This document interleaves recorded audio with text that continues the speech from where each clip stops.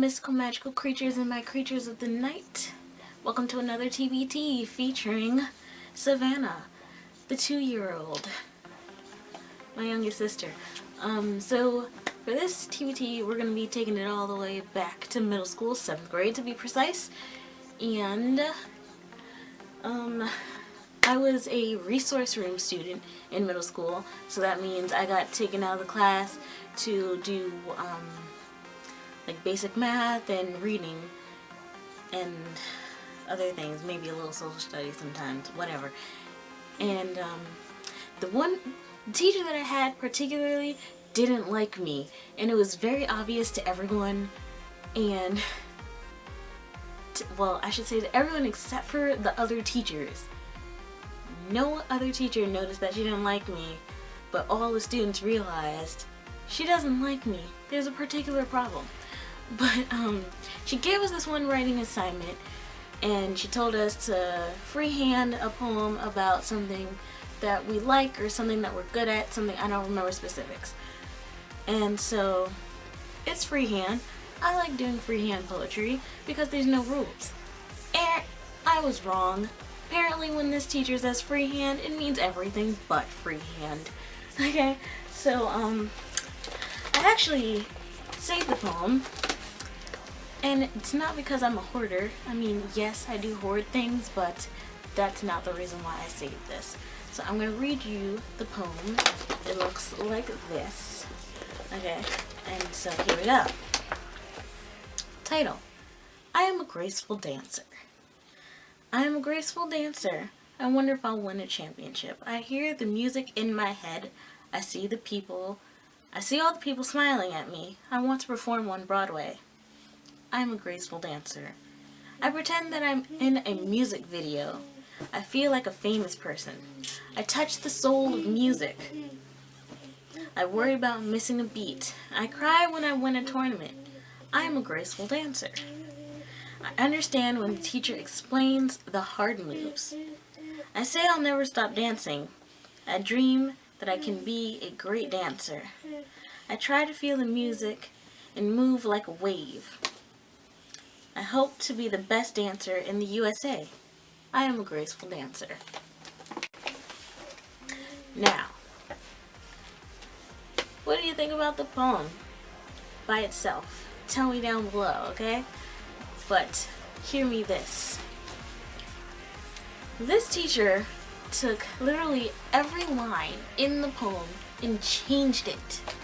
She changed it completely. Reformed it. I didn't even know it was my poem when I got it back. She had X's through everything, circles, and red pen everywhere. And so, that angered me. I would think that it would anger anyone, really. Because, one, you told us it was freehand. And two, it's my freaking poem, not yours. So, this is what happens. She tells me what to do. I remake the poem in her image. She took everything out of the poem that I actually liked and put in something else, which stole the soul of my poem.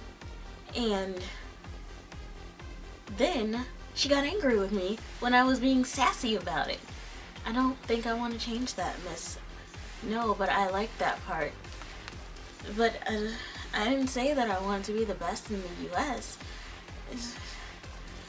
And this was the back and forth conversation, and the whole time I'd be saying that, she'd be like, oh no, this is wrong. Or, no, you can't say that. Or, this isn't a poem. That's not how you write a poem. For one, miss, tell me, please, how do you write a poem? Because obviously, you're so good at it, right? But riddle me this. She sent me to the principal's office. So, she sent me to the principal's office. And I'm thinking, I'm gonna get some compassion and maybe a little bit of understanding, because this really isn't my fault. It's not like any of the other times I was sent to the principal's office. So, I sit down and I'm talking to him and I'm telling him the situation. And he looks at me and he says, well, looks like all you have to do is change the poem and fix your attitude. And I'm like, whoa, wait. No. One, I will not fix my poem, and two, I will not have a better attitude about it. This was a freehand assignment, and she told us we could write about anything that made us happy or something we like to do, and then she sits there and she critiques me, and everyone else in the class didn't have any problems, apparently, as far as structure and everything. It was just mine. For them, they got grammar checks and spell checks. No, my grammar and spelling was apparently fine, but my format was off on a freehand poem. Who would have known, right? Imagine my surprise when my poem was the only one in this uniformed look, like I had no imagination whatsoever, but just a robot that can only write specifically formatted poems that all begin with "I am a graceful dancer," as in each sentence starts with "I," because I have no imagination, right?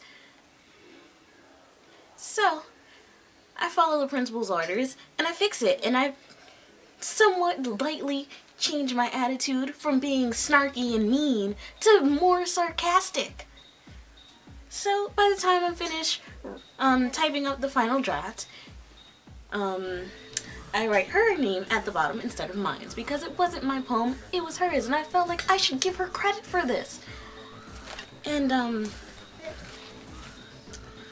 so I printed it out. She's like, good. Whoa, wait. Why is my name at the bottom of this poem and not yours? And I was like, well, miss, it is your poem. I felt like you should have the credits. And she looked at me and sent me right back to the principal's office. I tell the principal, he's like, Amherst, we gotta stop meeting like this. And I'm like, well, we will when you do something about this dagnap teacher. She's crazy. And at this point, she's old, so, you know, she's got that whole seniority thing, like, you can't remove me thing going on. So she's figuring she's at the top of the freaking world, and he's just letting her. Hate that. But, you know, they both fight me together to put my name down on the poem. So I did.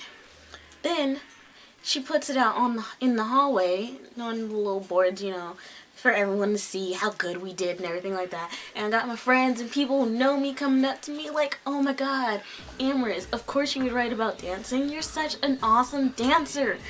And I'm just like, what are you talking about? I never wrote about dancing. I never wrote about being a great dancer. And they're like, isn't that your poem we saw out there in the hallway? I mean, it had your name on it, right? And I'm just like, that's not my poem. I don't know whose poem that is anymore. It's not mine. It's not what I wrote. Someone changed it. And they're just looking at me. And because my friends, my closer friends knew me, they was like, oh, I see. Because they already know the whole situation with that specific teacher. But everyone else was like, girl, you tripping. You crazy. And I was just like, no, I'm not crazy. But I denied the poem. Anyone who complimented me on it, anyone who criticized me on it, I denied it altogether. It wasn't my poem. I don't know whose it was. I still don't know whose poem this is. But I'll tell you one thing.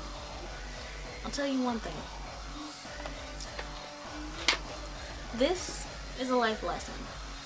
And it is a constant reminder to me to never let someone step all over me and tell me what to do with something that involves me and only me. Now, I know what you might be thinking, this is a little overboard for just like a little simple poem that you were asked to revise and change, but it's so much more if you really think about it. If I take on the attitude of letting someone tell me that I'm not as good as I think I am, then where am I going to go in life? Nowhere. People are just going to push me around and make me change what could potentially be something great. And just like chop me down into a uniformed whatever. And that's not what I want for myself. See, I already know that I'm good and I'm going to do like great things in life. No matter how hard or how impossible it seems, I know. And that's going to be my attitude and it's going to reflect. But if I just give up and face defeat and bow down to someone else's will, I'm not going to get very far. It's not going to happen. So, I figured to myself, I told myself that I will keep this. And if I'm ever cursed with kids, they're gonna see this, and when they get old enough, they're gonna see it on the wall, mounted in a frame, and they're gonna say, "Mommy, why do you have this?" And I'm gonna tell them this story. Or maybe I'll just show them this video. Hi, future kids. Didn't plan on having you, but look at you now. So beautiful, because I am fine. Kill your father for me, by the way.